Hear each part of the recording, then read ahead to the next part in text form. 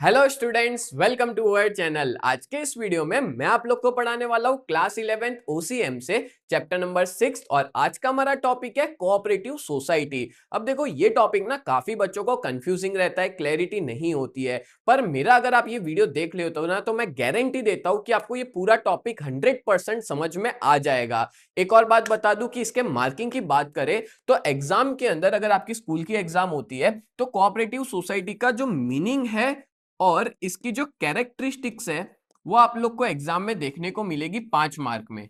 ठीक है। और अगर बात करें तो कोऑपरेटिव सोसाइटी के ना एडवांटेजेस और लिमिटेशंस भी इंपॉर्टेंट है। तो एडवांटेजेस जो है वो आप लोग को एग्जाम में देखने को मिल सकते हैं 3 मार्क के अंदर, 3 मार्क का टॉपिक है। और साथ साथ में लिमिटेशन की भी बात करें तो लिमिटेशन भी 3 मार्क्स में पूछा जाता है। ठीक है। तो अगर आप ये वीडियो देख लेते हो तो सोचो आपके कितने मार्क्स की प्रिपरेशन हो जाएगी। 3 2 जा 6, यहाँ पे 6 मार्क और ये 5, मतलब 11 मार्क्स की प्रिपरेशन हो जाएगी इस वीडियो को देख लेने से, अगर कोऑपरेटिव सोसाइटी अगर आपके एग्जाम में आता है तो। ठीक है। तो सच बता रहा हूँ, ये कोऑपरेटिव सोसाइटी वाला टॉपिक ऐसे तो काफी इंपॉर्टेंट है, तो वीडियो को एंड तक जरूर देखना। आगे बढ़ने से पहले मैं आपको बता दूं कि अगर आप लोग ने अभी तक चैनल को सब्सक्राइब नहीं किया है ना तो कर देना, बिकॉज जब तक आपका 11-12 फिनिश नहीं हो जाता तब तक मैं आपके लिए वीडियोस बनाता रहूंगा। और डिस्क्रिप्शन के अंदर ना एक व्हाट्सएप ग्रुप की लिंक देके रखिए, आप सभी लोग उसमें ज्वाइन हो जाओ, जिसकी वजह से आपको हर वीडियोस की अपडेट टाइम टू टाइम आती जाएगी। तो चलिए शुरुआत करते हैं आज के हमारे इस टॉपिक की, कोऑपरेटिव सोसाइटी। और आज के इस टॉपिक में मैं आपको इसका मीनिंग, कैरेक्टरिस्टिक्स, एडवांटेजेस और लिमिटेशन हर एक चीज को डिटेल में एक्सप्लेन करूंगा। तो चलिए शुरुआत करते हैं।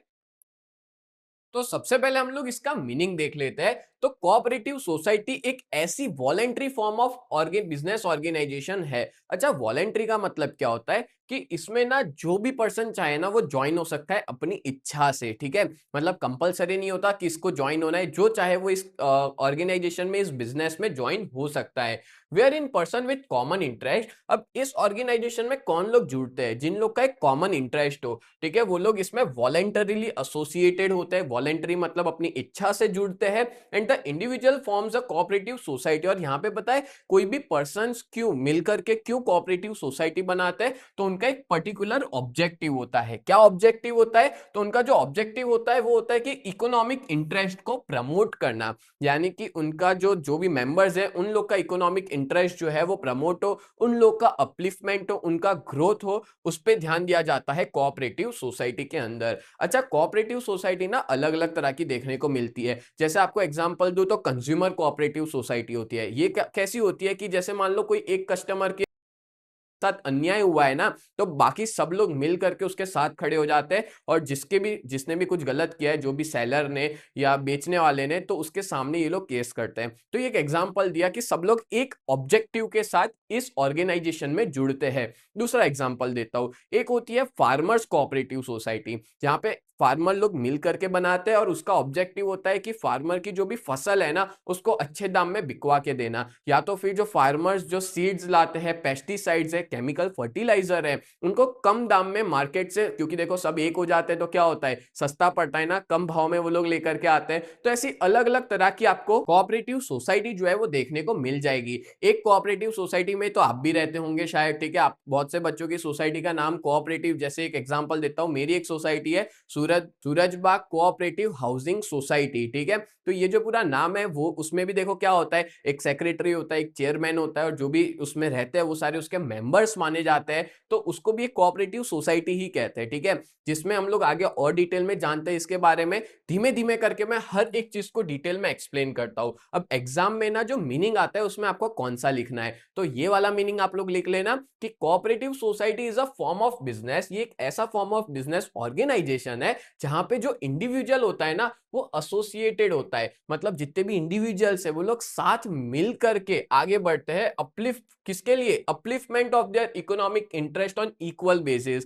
मतलब कि जितने भी लोग उस कोऑपरेटिव सोसाइटी में जुड़े हुए हैं, पहले वो सब लोग अपना देखते हैं कि अपने आप से वो पहले ग्रोथ कर ले, इकोनॉमिक इंटरेस्ट में अपलिफ्टमेंट हो, यानी कि उनकी इनकम वगैरह अच्छी खासी बढ़े, इकोनॉमिकली ग्रोथ हो। ठीक है। इस पे ध्यान देते हैं कोऑपरेटिव सोसाइटी। बोलो, क्लियर क्लियर हो गया। अब मैंने आपको जैसे कि बताया अलग अलग तरह की कोऑपरेटिव सोसाइटी है, डिपेंड करता है कि किस टाइप की कोऑपरेटिव सोसाइटी और उनका ऑब्जेक्टिव अलग होता है, पर अल्टीमेटली इनका प्राइमरी ऑब्जेक्टिव तो यही होता है कि जो भी मेंबर्स उसमें जुड़े हुए हैं ना, पहले उनका ग्रोथ करना, ठीक है, फिर जाके प्रॉफिट करना। प्रॉफिट कोऑपरेटिव सोसाइटी का सेकेंडरी ऑब्जेक्टिव होता है और प्राइमरी ऑब्जेक्टिव होता है वो मेंबर्स का अपलिफ्टमेंट करना, ग्रोथ करना, उनको आगे बढ़ाना।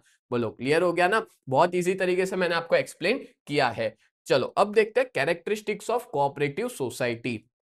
तो टोटल ना 11 कैरेक्टरिस्टिक्स है। अब ओसीएम एक ऐसा सब्जेक्ट है ना जहां पे बच्चों को सबसे ज्यादा दिक्कत होती है हेड पॉइंट्स को याद करने में। तो हेड पॉइंट याद करने का मैं आपको एक शॉर्टकट भी बताऊंगा, एक ट्रिक बताऊंगा जो आपको पूरे कॉमर्स फील्ड में हेल्पफुल रहने वाली है, ठीक है। और एक और चीज कि ये जितने भी हेड पॉइंट्स है ना वो आपको आने चाहिए। अब डिपेंड करता है, जैसे मान लो ये क्वेश्चन 5 मार्क में आने वाला है तो आपको 11 पॉइंट याद करने की जरूरत नहीं है, आप इसमें से 7-8 पॉइंट भी याद कर लेते हो तो भी काफी है, अंदर आपको खुद बना के लिखना होता है, ठीक है। अब बात करें तो यहाँ पे मैं 11 पॉइंट को एक्सप्लेन करने वाला हूं, बट उससे पहले यहाँ पे मैंने ना आपको कुछ नाम दे के रखे हुए कोऑपरेटिव सोसाइटी के, जैसे इंडियन कॉफी हाउस है, ठीक है, फिर जनता सहकारी बैंक है, एसवीसी बैंक है, अभ्युदया है, आपने नाम सुना होगा इफ्को, ठीक है, कलोल के अंदर बहुत बड़ा प्लांट है इफ्को का, Indian farmer fertilisers cooperative society, इस तरह से Karnataka milk federation, horticulture producers corporation, Kalupur bank सुना होगा आपने नाम,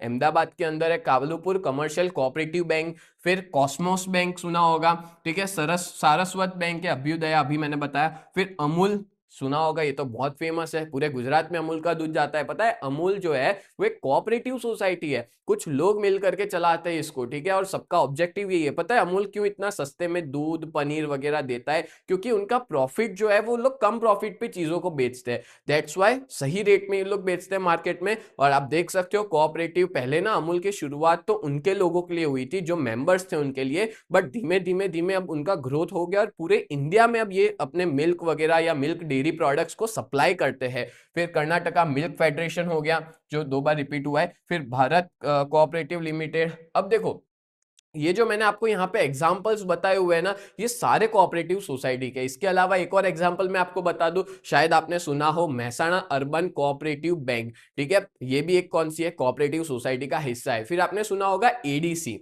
या GSC bank, Ahmedabad district cooperative bank या गुजरात स्टेट कोऑपरेटिव बैंक, ये सारी जो बैंक के नाम दे रहा हूं, अमूल है, ये सब लोग कोऑपरेटिव सोसाइटी है। ये लोग की शुरुआत हुई थी पहले उनके मेंबर्स के लिए, बट धीमे धीमे उनका बिजनेस जो है वो एक्सपांड हो गया, ठीक है। अब ये जो बैंक है वो तो प्रॉफिट के लिए चलती है, ठीक है, बट बाकी जो प्राइवेट बैंक है ना उनके कंपैरिजन में इनका इंटरेस्ट रेट ज्यादा मिलता है। अगर मैं कस्टमर हूं, मैं उनके पैसा डालता हूं तो मेरे को इंटरेस्ट रेट ज्यादा मिलता है, या तो मैं अगर उनसे लोन लेता हूं तो उनका लोन का रेट भी क्या होता है, कम होता है बाकी सब बैंक से, तो ये बेटर होता है। ये सारे कोऑपरेटिव सोसाइटी लोगों के अच्छे के लिए शुरू की जाती है। अब देखो, अब मैं आपको ना शॉर्टकट बता देता हूँ, आपकी पूरी कॉमर्स की जर्नी में ये आपको बहुत हेल्पफुल रहने वाला है। अब शॉर्टकट ये है कि जब भी आप हेड पॉइंट्स याद करो ना तो उसका कुछ शॉर्ट फॉर्म बना लो। जैसे मैं क्या कहता हूं कि जैसे सबके पहला पहला वर्ड ले लो, VEESDMFL VSU, ये सारे पहले पहले वर्ड ले लो। अब ये पहले वर्ड से कुछ अच्छा बना दो, जैसे मैंने यहाँ पे बनाया है वीड सम, ठीक है, VEED वीड SUM सम। V मतलब V के ऊपर 2 है, 2 बार V यहाँ पे रिपीट हुआ है तो स्क्वायर कर दिया, S भी 2 बार रिपीट हुआ है तो स्क्वायर कर दिया, तो कितने हुए, 2 3 4 5 6 7 8 9, सोचो 9 हेड पॉइंट्स आपके इस शॉर्ट फॉर्म से हो जाएंगे। ये तरीका है, और मैं अब से ना जो भी हेड पॉइंट्स वाले वीडियोस आएंगे ना उसमें आपके लिए कुछ ना कुछ शॉर्ट फॉर्म बनाऊंगा जिससे आपको याद करने में बहुत आसानी हो। और ओसीएम जैसे सब्जेक्ट के अंदर ना हेड पॉइंट्स आने चाहिए, अंदर आप खुद बना के लिखो, कोई दिक्कत नहीं है। चलो शुरुआत करते हैं पहले पॉइंट से, नंबर 1 वॉलेंट्री एसोसिएशन। तो ये कैरेक्टरिस्टिक्स है कोऑपरेटिव सोसाइटी की कि इसमें ना कोई भी ज्वाइन हो सकता है, वॉलेंट्री एसोसिएशन है, कोई जबरदस्ती नहीं है ज्वाइन होना है, अपने मन से लोग ज्वाइन होते हैं, ना कोई रोक टोक होती है कि ये नहीं ज्वाइन हो सकता, नहीं ज्वाइन, सब हो सकता है, इक्विटी बेसिस चलता है, मतलब सब इक्वल माने जाते हैं कोऑपरेटिव सोसाइटी में। क्लियर? नेक्स्ट है इजी फॉर्मेशन प्रोसेस। याद रखना इसकी जो फॉर्मेशन प्रोसेस होती है ना वो कैसी होती है, तो कोऑपरेटिव सोसाइटी की कंपनी से ज्यादा इजी होती है। अगर देखने जाए सोल प्रोप्राइटरशिप से उससे हार्ड होगी, पर कंपनी से ज्यादा इजीली हम लोग कोऑपरेटिव सोसाइटी को खोल सकते हैं। कोऑपरेटिव सोसाइटी में चाहिए होते हैं मिनिमम 10 लोग, ये क्राइटेरिया याद होना चाहिए आपको, ठीक है। कितने लोग चाहिए? 10 लोग चाहिए मिनिमम, और सब लोग 10 के 10 मिलकर के शुरू कर सकते हैं, मिनिमम 10, उससे ज्यादा कितने भी हो कोई दिक्कत नहीं है, ठीक है। वो लोग क्या करते हैं, लोग मिल करके रजिस्ट्रार के पास जाते हैं जो कोऑपरेटिव सोसाइटी का होता है, और वहां पे रजिस्टर करवाते हैं under the cooperative society act. और रजिस्ट्रेशन के साथ जो कोऑपरेटिव सोसाइटी जैसे ही रजिस्ट्रेशन हो जाता है तो उसकी एक सेपरेट लीगल आइडेंटिटी क्रिएट हो जाती है, मतलब कि लीगली वो एक बिजनेस हो गया, या हम ऐसा कहेंगे लीगली वो एक ऑर्गेनाइजेशन बन जाती है। अच्छा, सेपरेट लीगल आइडेंटिटी मतलब क्या, कि अगर उसके अंदर जो मेंबर्स अगर मर जाते हैं, इंसॉल्वेंट हो जाते हैं या इनकेपेबल हो जाते हैं, तो कोई फर्क नहीं पड़ता कोऑपरेटिव सोसाइटी को, कोऑपरेटिव सोसाइटी जैसे चलती है ना वैसे ही चलेगी। क्लियर? तो 2 हेड पॉइंट्स पढ़े अपने ने, वॉलेंट्री एसोसिएशन और इजी फॉर्मेशन। देन बात करें नंबर 3, इक्वालिटी ऑफ मेंबर्स। अच्छा, मैं आपको एक और चीज रियलाइज करवा दूं कि पूरे यूट्यूब पे ना इतना परफेक्ट तरीके से कंटेंट प्रोवाइड करने वाला कोई भी नहीं है, तो मेरे को बस आप लोगों का सपोर्ट चाहिए। अगर आप करंटली ये वीडियो मेरा देख रहे हो तो आप अपने दोस्तों के साथ शेयर करो, आपके पास जो भी जितने भी अकाउंट है जीमेल के, आप उस अकाउंट से भी हमारी चैनल को सब्सक्राइब कर लो। बस मेरे को आपका सपोर्ट चाहिए, जिसकी वजह से मेरे को मोटिवेशन मिलता रहे, हम और भी आपके लिए अच्छे अच्छे वीडियोस लेके आए, ठीक है। चलो, नंबर 3 है इक्वालिटी ऑफ मेंबर्स। तो जो कोऑपरेटिव सोसाइटी होती है ना, उसमें जो मेंबर्स हैं उनके पास इक्वल राइट होता है, इक्वल अपॉर्चुनिटी होती है कोऑपरेटिव सोसाइटी में। क्यों इक्वल राइट्स है? क्योंकि इसमें कोई भेदभाव नहीं किया जाता, सब बराबर है, सब एक समान यहाँ पे देखा जाता है। And there is no distinction among the members due to capital investment. ऐसा नहीं है कि कोई पर्सन ऐसा है जो ज्यादा पैसा इन्वेस्ट कर रहा है तो उसको ज्यादा इंपॉर्टेंस दिया जाएगा, उसको बड़ी पोस्ट दी जाएगी, ऐसा कुछ भी नहीं होता। आप ज्यादा पैसा करो या कम पैसा करो, आपका उतना ही सम्मान रहता है जितना बाकी सबका है, ठीक है। सब लोग इक्वल बेसिस पे ट्रीट किए जाते हैं। देन बात करें नंबर 4, सेपरेट आइडेंटिटी। तो रजिस्ट्रेशन के साथ जो कोऑपरेटिव सोसाइटी है ना, उसकी एक लीगल सेपरेट आइडेंटिटी क्रिएट हो जाती है, जो मैंने अभी थोड़ी देर पहले बताया। अगर मान लो कोई मेंबर एंटर करता है या एग्जिट करता है तो उससे कोऑपरेटिव सोसाइटी को कोई फर्क नहीं पड़ेगा। अगर कोई मेंबर मर भी जाता है ना, डेथ हो जाती है, इंसॉल्वेंट हो जाता है, इनकेपेबल हो जाता है, तो भी कोऑपरेटिव सोसाइटी चलती ही रहेगी, ठीक है। इसमें आप लोग दिमाग में इमेज लेके चलो, आपकी खुद की सोसाइटी जिसमें आप रहते हो, ठीक है, उसको अपने कोऑपरेटिव सोसाइटी कह सकते हैं। चलो आगे बात करें, नेक्स्ट, डेमोक्रेटिक मैनेजमेंट। आपको पता है कोऑपरेटिव सोसाइटी का मैनेजमेंट एकदम डेमोक्रेटिक होता है, लोग चाहते हैं वही उनका रिप्रेजेंटेटिव बनता है। इसमें समझाता हूं मैं आपको, जो कोऑपरेटिव सोसाइटी है वो मैनेज की जाती है किसके द्वारा? रिप्रेजेंटेटिव्स के द्वारा। अब इन रिप्रेजेंटेटिव्स को हम लोग बोलते हैं चेयरमैन, सेक्रेटरी, जो इस पूरी सोसाइटी को चलाते हैं। आपकी सोसाइटी में भी होंगे, या तो फिर अमूल ले लो, उसमें भी चेयरमैन सेक्रेटरी होते हैं, ठीक है। तो रिप्रेजेंटेटिव पूरे बिजनेस को चलाते हैं, और ये जो भी रिप्रेजेंटेटिव है उनको इलेक्ट कौन करता है? तो उनको इलेक्ट किया जाता है मेंबर्स के द्वारा। किसके द्वारा इलेक्ट किया जाता है? मेंबर्स के द्वारा। जो भी मेंबर्स है उन सबके बीच में इलेक्शन करवाया जाता है, और जो भी कैंडिडेट खड़ा होता है इलेक्शन में, सब लोग उनको इलेक्ट करते हैं, ठीक है। और आगे देके रखा है, इन कंपनी वोटिंग राइट इज पर शेयर। अच्छा, कंपनी की बात करें जो कि अपना नेक्स्ट टॉपिक होने वाला है, तो कंपनी में पता है क्या होता है? पर शेयर, एक वोट एक शेयर पे दे सकते हैं। अगर मेरे पास 1000 शेयर हो तो मैं 1000 वोट दे सकता हूं, पर कोऑपरेटिव सोसाइटी में ऐसा नहीं होता। कोऑपरेटिव सोसाइटी में जो वोट किया जाता है ना, तो 1 वोट 1 मेंबर, यानी एक वोट पर मेंबर कंसीडर किया जाता है। एंड यहाँ पे क्यों ऐसा है? क्योंकि यहाँ पे इंपॉर्टेंस कैपिटल को नहीं दिया जा रहा, पैसों को इंपॉर्टेंस यहाँ पे नहीं दिया जा रहा, यहाँ पे इंपॉर्टेंस दिया जा रहा है इंसान को, मैन को इंपॉर्टेंस दिया जा रहा है कोऑपरेटिव सोसाइटी में। और कोई भी मेंबर कंटेस्ट में, इलेक्शन में खड़ा रह सकता है एग्जीक्यूटिव कमिटी में जुड़ने के लिए, और पार्टिसिपेट कर सकता है मैनेजमेंट में, ठीक है। और इस वजह से हम लोग कहते हैं कोऑपरेटिव सोसाइटी को ना ट्रेनिंग स्कूल ऑफ डेमोक्रेसी कहा जाता है। ये काफी इंपॉर्टेंट स्टेटमेंट है जो आप लोग के एग्जाम में पूछ सकते हैं, 2 मार्क में पूछा जा सकता है ये, ठीक है, कि कोऑपरेटिव सोसाइटी को क्यों ट्रेनिंग स्कूल ऑफ डेमोक्रेसी कहा जाता है। ये काफी इंपॉर्टेंट क्वेश्चन है, आप लोग को एग्जाम में अगर ये आता है तो यही 4 पॉइंट आपको लिखने होंगे, ठीक है। क्लियर हो गया क्यों कहा जाता है? क्योंकि इसके अंदर इलेक्शन एकदम फेयर बेसिस पे होता है, एक पर्सन एक वोट दे सकता है। जैसे अपने देश के अंदर कैसा होता है कि एक पर्सन एक वोट दे सकता है, वैसे ही कोऑपरेटिव सोसाइटी के अंदर भी देखने को मिलता है। और यहाँ पे कोई भी इलेक्शन में खड़ा हो सकता है, लोगों को जो भी पसंद होता है उसको इलेक्ट करके रिप्रेजेंटेटिव बनाया जाता है जो पूरे बिजनेस को हैंडल करे। बोलो क्लियर हो गया? तो that's why cooperative society is called training school of democracy. Done.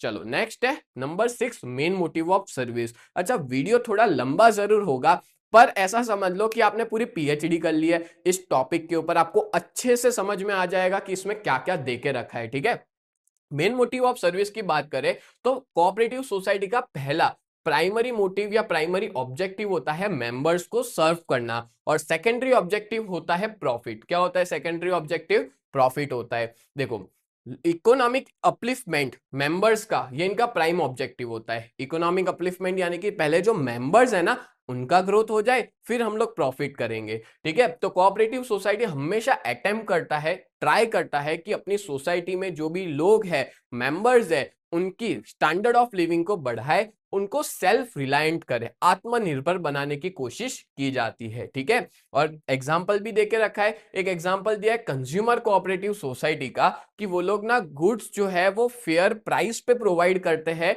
अपने जो भी मेंबर्स होते हैं उनको। अच्छा ये कंज्यूमर कोऑपरेटिव सोसाइटी क्या होती है ना, वो मैं आपको बता देता हूँ। मान लो कि 7 से मिनिमम 7 लोग चाहिए इसको बनाने में, 7 से ज्यादा लोग जुड़े और उन्होंने मिल करके एक कोऑपरेटिव सोसाइटी बनाई। कौन सी cooperative society? Consumer cooperative society. ठीक है, उसको बनाया। और इस सोसाइटी का ऑब्जेक्टिव क्या होगा? पहला कि एक तो सारे के सारे जितने भी मेंबर्स है, मान लो 7 लोग जुड़े, 7 के 7 लोगों को कम प्राइस में चीजें खरीदवा के देना। ठीक है, मतलब हम कहेंगे गुड्स को सीधा मैन्युफैक्चरर के पास जाके लेके आना और उनको कम प्राइस पे देना। पहला ये ऑब्जेक्टिव होता है। ठीक है, फिर दूसरा ऑब्जेक्टिव होता है कि अगर अपने मेंबर्स की वांट सेटिस्फाई हो गई, उसके बाद हम लोग मार्केट में भी बेच सकते हैं, प्रॉफिट कमा सकते हैं। ठीक है, पर पहला ऑब्जेक्टिव क्या होता है? उनके मेंबर्स, वो उनका प्राइम ऑब्जेक्टिव होता है। फिर जाके प्रॉफिट कमाना है तो वो देखा जाएगा, पर पहले मेंबर्स का ग्रोथ होना जरूरी है। दूसरा, अगर मान लो इसमें से किसी एक के साथ भी कुछ अन्याय होता है, कोई सेलर जो है उसने उसके साथ कोई एक्सप्लॉइटेशन किया है, उसके साथ कुछ गलत किया है, तो बाकी सारे लोग मिलकर खड़े हो जाएंगे, उसके सामने केस करेंगे। तो that's why consumer cooperative society जो होती है वो कंज्यूमर से बनी हुई होती है। कंज्यूमर अपने फायदे की देखते हैं, मतलब वो जो मेंबर्स है उनका कैसे ग्रोथ हो, कैसे अपलिफ्टमेंट हो, वो देखा जाता है। तो क्लियर हो गया मेन मोटिव। नेक्स्ट आगे बढ़ते हैं, number 7, fair distribution of profit. देखो in spite of motto of service, आगे बढ़ने से पहले मैं आप लोग को बहुत इंपॉर्टेंट इंफॉर्मेशन देना चाहता हूं। अगर आप लोग 11 जीएसईबी कॉमर्स में हो और अपनी प्रिपरेशन बहुत ही बढ़िया तरीके से करना चाहते हो ना, तो आप लोग हमारी इस बैच में ज्वाइन हो सकते हो। हमारी बैच का नाम है न्यू बैच, जहां पे हम लोग 4 सब्जेक्ट पढ़ाते हैं, अकाउंट, स्टैटिस्टिक्स, इकोनॉमिक्स और ओसीएम। और इन चारों सब्जेक्ट के आपको लाइव लेक्चर्स भी हम मिल जाएंगे, मतलब मंडे टू सैटरडे हर रोज लाइव लेक्चर्स पढ़ाते हैं, as well as recorded videos भी प्रोवाइड करते हैं। आपको यहाँ पे रेगुलर टेस्ट दे पाओगे, साथ में हैंड रिटन नोट्स मिल जाएंगे, 24/7 डाउट सॉल्यूशन प्रोवाइड किया जाता है। और इस पूरे बैच की प्राइस जो है वो बहुत ही ज्यादा रिजनेबल है, 2999 पूरे साल के लिए, जब तक आपका 11th फिनिश नहीं हो जाएगा तब तक के लिए। और हमारी बहुत ही बढ़िया सी टीम है। मैं आप लोग को इकोनॉमिक्स और ओसीएम पढ़ाऊंगा, कल्पेश सर आपको अकाउंट्स पढ़ाएंगे, हिमल सर आपको स्टैटिस्टिक्स पढ़ाएंगे। और अगर आप लोग इस बैच के बारे में और ज्यादा डिटेल में पता लगाना चाहते हो तो आप लोग हमारी वेबसाइट को विजिट कर सकते हो। हमारी वेबसाइट का नाम है www.ugt.co.in। इस वेबसाइट पे आप लोग विजिट कर सकते हो। एज वेल एज अगर आप लोग ने अभी तक हमारी ऐप को डाउनलोड नहीं किया है तो प्ले स्टोर पे जाकर के UGT नाम से आप सर्च कर सकते हो, प्ले स्टोर पे अवेलेबल है, जाके डाउनलोड कर लीजिए। और अगर आप लोग आईफोन यूजर हो तो ऐप स्टोर के ऊपर माई इंस्टीट्यूट के नाम से अवेलेबल है, आप वहां पे जाकर के भी डाउनलोड कर सकते हैं। और उसका ORG कोड है VUGKX, उसका ORG कोड है। ठीक है, और अगर आप लोग हमारा कांटेक्ट करना चाहते हो, अपने पेरेंट्स की बात करवाना चाहते हो, तो हमारा कांटेक्ट नंबर है 7202012221। ये हमारे ऑफिस का कांटेक्ट नंबर है, इस पे आप लोग कांटेक्ट कर सकते हो। सच बता रहा हूं, इस बैच में अगर आप ज्वाइन हो जाते हो ना तो आपका बहुत ही बढ़िया रिजल्ट आएगा। अभी तक बहुत सारे ऐसे बच्चे हैं जो इस बैच में जुड़ चुके हैं, और बहुत से ऐसे भी बच्चे हैं जो ऑफलाइन में भी ट्यूशन जाते हैं और अपने बैकअप के लिए वो लोग हमारी इस बैच में जुड़े हुए हैं, और जिनका रिजल्ट भी बहुत अच्छा खासा आ रहा है। तो जल्द से जल्द आप लोग हमारी इस बैच में जुड़ जाइए, जिसमें आपका ही फायदा है। चलो आगे बढ़ते हैं नेक्स्ट टॉपिक पे। If there is excess of income the profit is distributed among the members. अब देखो सर्विस तो देना ही है, इसके अलावा अगर मान लो इनकम होती है कोऑपरेटिव सोसाइटी में, तो वो उनके मेंबर्स के बीच में बांटी जाती है। जो भी मेंबर्स होते हैं उन सबके बीच में बांटी जाती है, subject to the provision of law. और ये कोऑपरेटिव सोसाइटी एक्ट जो कि एक लॉ है, उसमें भी ये चीज दे के रखी है। और अगर उसके बाद भी कोई रेसिडियल प्रॉफिट बचता है, और कोई प्रॉफिट बचता है, तो लोगों के वेलफेयर के लिए यूज किया जाता है। जैसे मान लो जो भी अच्छी खासी इनकम हुई, सबके बीच में बांट दी, 7 लोग थे, सातों के बीच में बांट दी। उसके अलावा और थोड़े पैसे पड़े, तो उनके ग्रोथ के लिए, वेलफेयर मतलब होता है डेवलपमेंट के लिए, उस पैसों को यूज किया जाएगा। क्लियर? चलो नेक्स्ट है number 8, low price of shares. जो पर्सन जिसकी इनकम कम होती है ना, वो परचेज कर सकता है शेयर्स को। ज्यादा महंगे नहीं होते कोऑपरेटिव सोसाइटी के शेयर, कम प्राइस में आप लोग उसमें जुड़ सकते हो एंड उसके मेंबर बन सकते हो। Even the price of share of cooperative society is low. क्यों ऐसा हो सकता है? क्योंकि प्राइस जो है शेयर की, एक शेयर मान लो 500 रुपए का है, 250 का है, 1000 रुपए का है, उससे ज्यादा महंगा नहीं होता। तो कम प्राइस में भी आप इसके मेंबर बन सकते हो। और बहुत सी बार तो ना आपको इंस्टॉलमेंट फैसिलिटी देखने को मिलेगी कोऑपरेटिव सोसाइटी में। ठीक है? और provided to member instead of paying full amount at once. अगर आप एक साथ नहीं भर पा रहे हो तो आप इंस्टॉलमेंट में पे कर दो, ये फैसिलिटी भी देते हैं कोऑपरेटिव सोसाइटी वाले। क्लियर? चलो नेक्स्ट आगे बढ़ते हैं। नंबर 9, वोटिंग राइट पर मेंबर। अभी हमने आगे देखा, वापस देख लेते हैं कि इसकी ये अच्छी बात भी हम कह सकते हैं कि हर मेंबर्स को ना सिंगल वोट दिया जाता है। भले ना उसने कितना भी पैसा डाला हो, कितने भी शेयर्स हो उसके पास, कोई फर्क नहीं पड़ता, सब लोग एक ही वोट दे सकते हैं। जब भी इलेक्शन होता है, एक पर्सन एक वोट ही देगा। और जो रिप्रेजेंटेटिव इलेक्ट होते हैं, वो यहाँ पे principle of one member one vote के बेसिस पे होता है। यानी कि मान लो कोई इलेक्शन में खड़े हैं 2-3 लोग, ठीक है, उनको जो भी 2-3 लोग खड़े हैं, तो वो उन लोग को एक पर्सन एक ही वोट दे सकता है। अब मान लो ये सारे वोट दे रहे हैं, अगर ज्यादातर इसको वोट आए, तो फिर ये रिप्रेजेंटेटिव बन जाता है कोऑपरेटिव सोसाइटी का। उसको चेयरमैन या सेक्रेटरी जो भी है वो बना दिया जाता है। और यहाँ पे क्या होता है, कॉन्फ्रेंसेस रखी जाती है, ट्रेनिंग क्लासेस रखे जाते हैं। और ये सब इसलिए किया जाता है क्योंकि यहाँ पे इक्वालिटी प्रमोट हो, ब्रदरहुड, भाईचारा जो है वो बढ़े, और साथ साथ में उनके मेंबर्स को अच्छा खासा नॉलेज मिले। ये इसका एक हम ऑब्जेक्टिव कह सकते हैं। ठीक है? चलो नेक्स्ट आगे बात करें। Number 10, separate institution from politics and religion. ये जो कोऑपरेटिव सोसाइटी है ना, वो पॉलिटिक्स और रिलीजन से अलग है। यानी कि यहाँ पे कोई तरह का भेदभाव नहीं किया जाता। कोई भी रीजन है, कास्ट है, सेक्स यानी जेंडर है, उसका कोई भी तरह का भेदभाव नहीं किया जाता। कोई भी इस कोऑपरेटिव सोसाइटी में ज्वाइन हो सकता है। ना ही इस कोऑपरेटिव सोसाइटी में पॉलिटिकल कोई तरह की एक्टिविटी नहीं होती, ना ही रिलीजन रिलेटेड इतना कुछ होता है। हम ऐसा कह सकते हैं कि कोऑपरेटिव सोसाइटी सेपरेट है पॉलिटिक्स और रिलीजन से। ठीक है? पर ऐसा कहने को है, यही चीज इसके लिमिटेशन में भी आपको देखने को अभी मिलेगी। ठीक है? चलो नेक्स्ट लास्ट पॉइंट है number 11, unrestricted number of members. तो देखो यहाँ पे ना कोई भी तरह की रिस्ट्रिक्शन नहीं होती है मेंबर्स पे, कितने भी मेंबर्स जुड़ सकते हैं। मिनिमम 10 लोग चाहिए। शायद मैंने आगे गलती से 7 बोल दिया था, तो याद रखना मिनिमम 10 लोग चाहिए कोऑपरेटिव सोसाइटी में, और मैक्सिमम कोई लिमिट नहीं है, कितने भी लोग इसमें जुड़ सकते हैं विद देयर कॉमन ऑब्जेक्टिव, और अपने इकोनॉमिक अपलिफ्टमेंट के लिए यहाँ पे लोग जो है वो जुड़ सकते हैं। बोलो क्लियर? तो अभी अपने ने characteristics of cooperative society finish किया। अब अपने देखते हैं एडवांटेजेस ऑफ कोऑपरेटिव सोसाइटी। देखो टोटल यहाँ पे ना 12 एडवांटेजेस देके रखे हैं। अब एग्जाम के अंदर ये वाला टॉपिक जो है वो आपको 3 मार्क के अंदर देखने को मिलेगा, और अगर 3 मार्क में आता है तो आपको 6 लिखने होंगे पॉइंट। ठीक है? 6 पॉइंट्स को आपको एक्सप्लेन करना रहता है। 2 पॉइंट के 1 मार्क होता है, तो इस तरह से 6 पॉइंट के 3 मार्क बनेंगे। अब देखो 12 पॉइंट जो है उसमें से याद कैसे करना, सबसे बड़ा दिक्कत बच्चों का यह आता है कि सर इकोनॉमिक्स तो हो जाता है, पर ओसीएम के अंदर ना हेड पॉइंट्स काफी ज्यादा होते हैं, तो वो कैसे करें? तो याद हो तो मैंने आपको अभी थोड़ी देर पहले शॉर्टकट बताया था कि हर एक का पहला पहला वर्ड है ना वो निकाल लो, और उसमें से कोई एक अच्छा वर्ड फॉर्म कर लो जिससे आपको याद हो जाए। जैसे इसका ना मैंने आपके लिए बनाया है स्टॉप एलईडी, जिसमें एस पे स्क्वायर है, एल पे स्क्वायर है और ई पे स्क्वायर है। या तो फिर आप यहाँ पे स्टॉप डेल भी लिख सकते हो, डीई डबल एल। ठीक है? आपको पता होगा लैपटॉप आता है, तो इस तरह से आप याद करो तो आपको प्रॉपर तरीके से हो जाएगा। जैसे देखो एस 2 बार है, तो एक हो गया आपका special class of customer, strong competitors again trading institution. फिर टी से हो जाएगा ट्रेनिंग स्कूल फॉर डेमोक्रेसी, ओ से ओपन मेंबरशिप, पी से परपेचुअल एग्जिस्टेंस। तो इस तरह से आपको देखो यहाँ पे 10 पॉइंट हो जाएंगे। एस 2 बार है, 3 4 5 6 7 8 9 और 10, सोचो इतने से 10 हो जाएंगे आपको लर्न। और एग्जाम में लिखने कितने? 6 जितने लिखने हैं। ठीक है? और हेड पॉइंट्स अगर लर्न हो गए तो अंदर का खुद बना के लिख सकते हो। चलो एक एक करके डिटेल में मैं आपको एक्सप्लेन करना शुरू करता हूं। सबसे पहला क्या देके रखा है?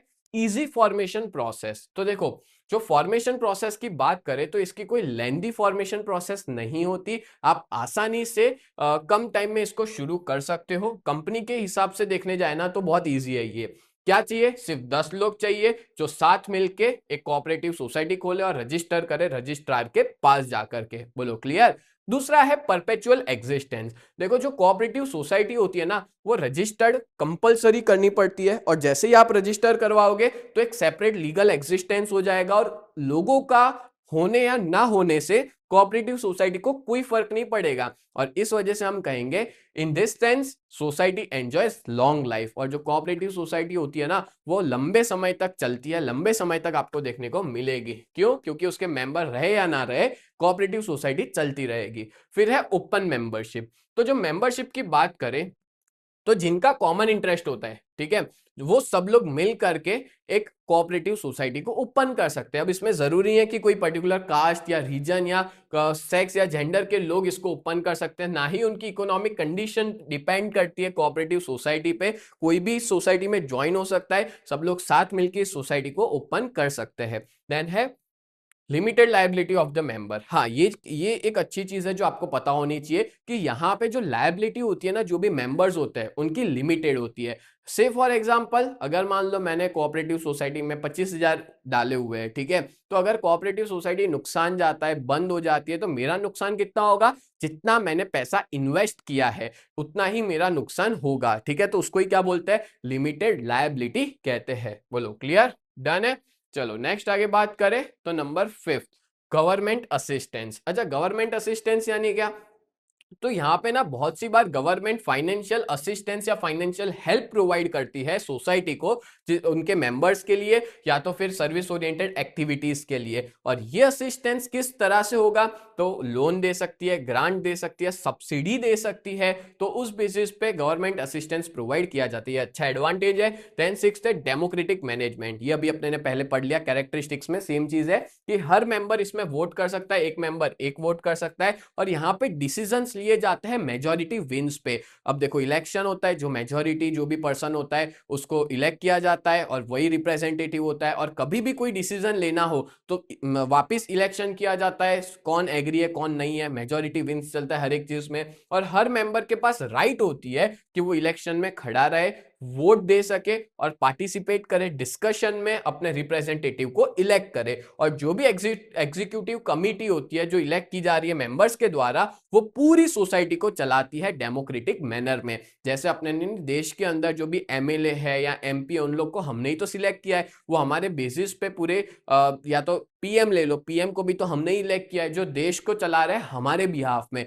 वैसे ही यहाँ पे इलेक्शन होता है, एक रिप्रेजेंटेटिव को इलेक्ट किया जाता है जो पूरे बिजनेस को चलाता है बाकी सारे मेंबर्स के बिहाफ में। बोलो क्लियर हो गया? चलो नेक्स्ट आगे बढ़ते हैं नंबर 7 की तरफ, लेस एडमिनिस्ट्रेटिव एक्सपेंसेस। तो देखो, कोऑपरेटिव सोसाइटी में ना प्रिंसिपल ऑफ थ्रिफ्ट के हिसाब से चलता है। ये प्रिंसिपल ऐसा कहता है कि यहाँ पे कोई सोच समझ के पैसा खर्च करना, फालतू का कोई खर्चा ना करना, वो आपको कोऑपरेटिव सोसाइटी में देखने को मिल सकता है। और यहाँ पे ना ऑनररी सर्विसेज भी देखने को मिलती है मेंबर्स की। अच्छा, ऑनररी क्या होता है? मतलब होता है कोई भी पैसे मिले बिना काम करना, या कोई मुआवजा मिले बिना काम करना, उसको ही हम लोग ऑनररी सर्विस कहते हैं। आपने देखा होगा, गोकुलधाम सोसाइटी देखी होगी, ठीक है, तारक मेहता का उल्टा चश्मा सभी ने कभी ना कभी देखा होगा। तो उसमें आप देख सकते हो कि हर एक मेंबर, इवन जो उसका सेक्रेटरी है, भिड़े, वो भी क्या उसको कोई पैसा मिलता है क्या? नहीं, फिर भी वो लोग ऑनररी सर्विस करते हैं, मतलब अपनी इच्छा से वो लोग काम करते हैं, ठीक है, मैनेजमेंट के अंदर। और management is also economical and advertisement expenses not incurred.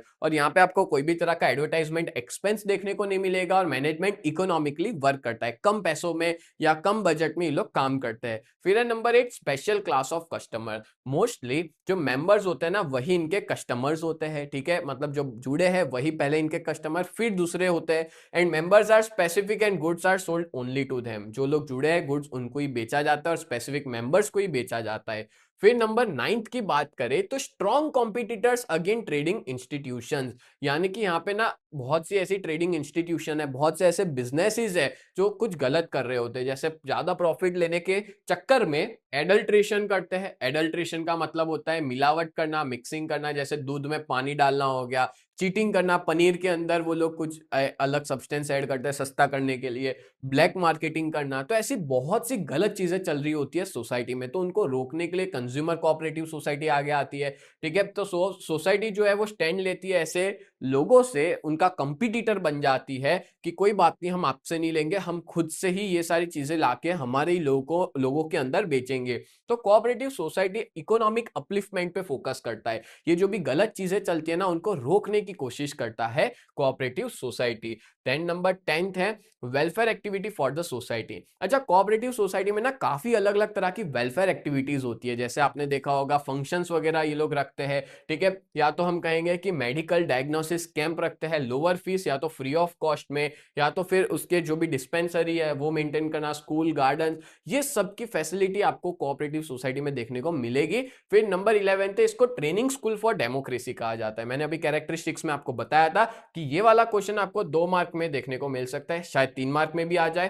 ठीक है, democracy, training school for democracy इसको क्यों कहा जाता है? बिकॉज यहाँ पे जो मैनेजमेंट है वो सोसाइटी का डेमोक्रेटिकली चल रहा है, यहाँ पे लोगों को इंपॉर्टेंस दिया जाता है, उनके पैसों से ज्यादा लोगों को इंपॉर्टेंस दिया जाता है। ठीक है, और डेमोक्रेसी आज की डेट में भी यहाँ पे जिंदा है, क्योंकि मेंबर्स इसको मेंटेन करके चल रहे हैं। और कोऑपरेटिव सोसाइटी को इसी वजह से ट्रेनिंग स्कूल कहा जाता है, या एजुकेशन प्रोवाइड करते हैं ये लोग, और जहां पे हर एक तरह के डेमोक्रेटिक मैनेजमेंट के प्रिंसिपल्स को फॉलो किया जाता है, इस वजह से ट्रेनिंग स्कूल ऑफ डेमोक्रेसी है। और लास्ट है number 12, economic upliftment and growth of members.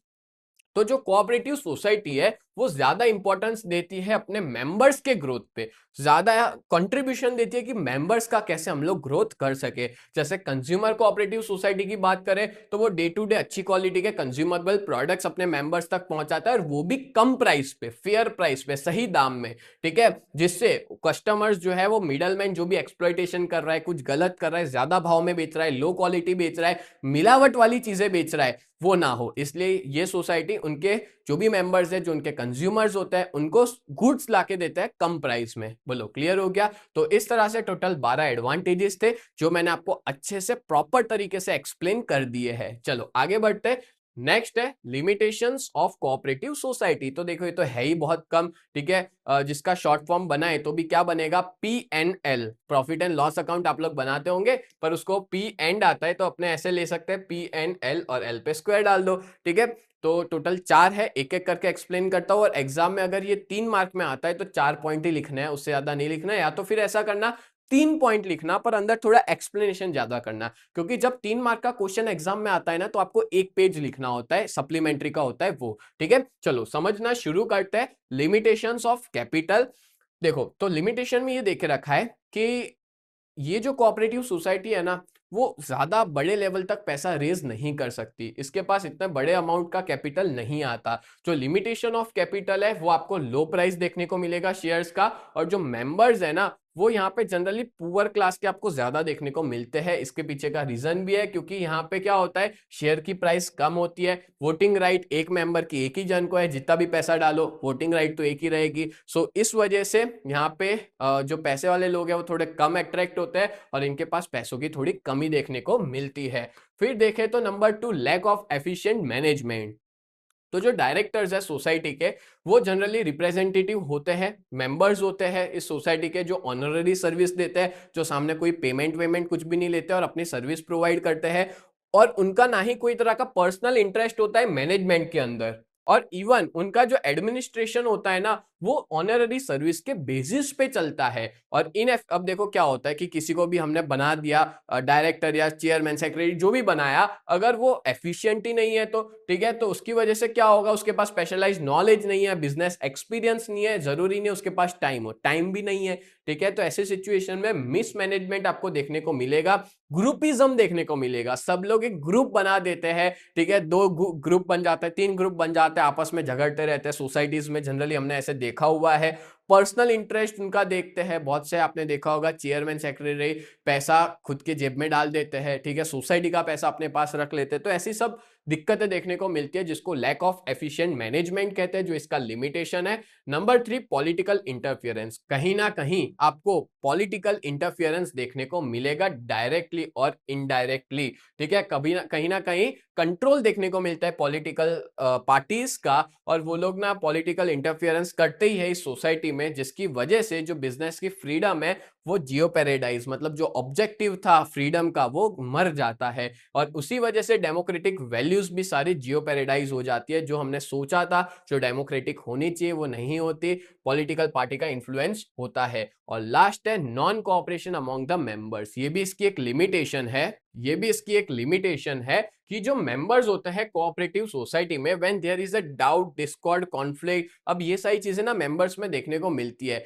Doubt देखने को मिलता है, झगड़ा हो जाता है, ग्रुपिज्म, सेल्फिशनेस देखने को मिलती है, जिसकी वजह से कोऑपरेटिव सोसाइटी ढंग से नहीं चल पाती। And as a result cooperative society जो है वो एक ऐसी ऑर्गेनाइजेशन है जहां पे सबका एक कॉमन इंटरेस्ट होता है, पर जो कॉमन इंटरेस्ट होता है उसका बेनिफिट सबको नहीं मिल पाता। क्यों ऐसा होता है? बिकॉज यहाँ पे पार्शियलिटी देखने को मिलती है, या ग्रुपिज्म, कॉन्फ्लिक्ट, झगड़ा, ये सब चलता रहता है। तो ये थे इसके टोटल 4 लिमिटेशंस। तो उम्मीद करता हूं आपको ये पूरा लेक्चर बहुत अच्छे से समझ में आया होगा। और भूलना मत, आप सबको हमारा चैनल का सपोर्ट करना है, जिससे हम लोग आपकी वजह से ही आपके लिए काफी सारे और वीडियोस ला पाएंगे, और आपके लिए और अच्छा अच्छा कंटेंट बना पाएंगे। तो ऐसी वीडियोस देखने के लिए चैनल को जरूर सब्सक्राइब करें। मिलते हैं नेक्स्ट वीडियो में, तब तक के लिए bye and thank you so much.